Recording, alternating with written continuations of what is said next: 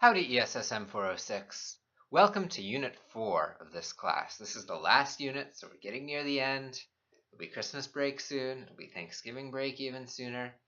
And I have some bad news for you guys. We've been studying a lot of different aspects of policy and policy making, different kinds of policy problems, different kinds of policy tools. This last unit, very briefly, we're going to talk about how policies get made, how they're implemented, and how they're changed. And most of the things that you've learned elsewhere in this class, and most of the things that you learn elsewhere as an ESSM major or a wildlife major or other natural resource or environmental major, don't apply to how policies get made. What do I mean by that? Well, policies are made by political processes. They're also implemented by political processes. What's politics? Politics is people arguing about stuff, people disagreeing, people fighting, right? And all these kind of very rational things we've been going through, how different kinds of policy solutions may be more or less well suited to a particular problem, and things you've been studying in other classes about how natural resources work, how they should be managed. Most of those don't come into the argument most of the time. So that's a little disappointing for us as scholars, and for you as someone who wants to be an ecosystem manager. Most of the time, the policies that we're using are not ideal.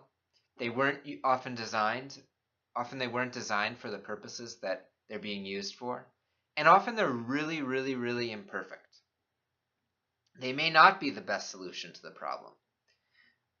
Just to give you a quick example, the idea, which is the policy, the law here in Texas, that groundwater is the property of the person who owns the land above that piece of groundwater, is really problematic because, well, if you think about it, groundwater flows.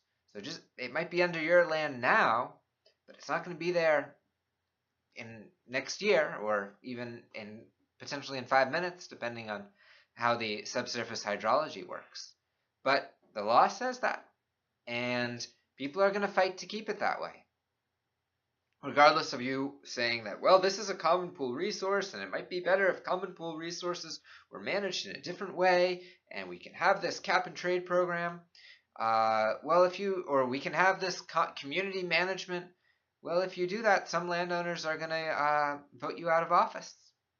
Or they're going to sue you and say, well, the law says this, I have my rights. So this last unit is about different ways of looking at this set of problems. How do policies actually get made?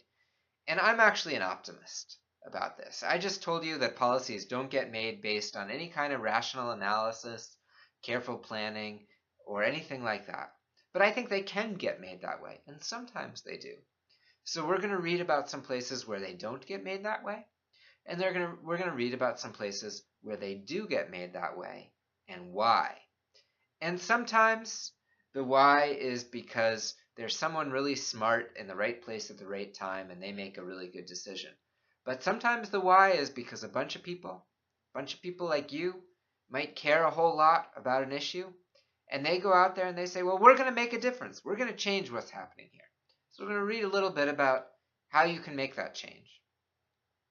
So in the next set of videos, I'm going to talk a little bit about the readings, try to tie them together because they don't actually tie as well together as readings in the previous units. And I'm going to talk about what your assignment is for this. And finally, I'm going to talk about what your assignment is on your final essay. So stay tuned.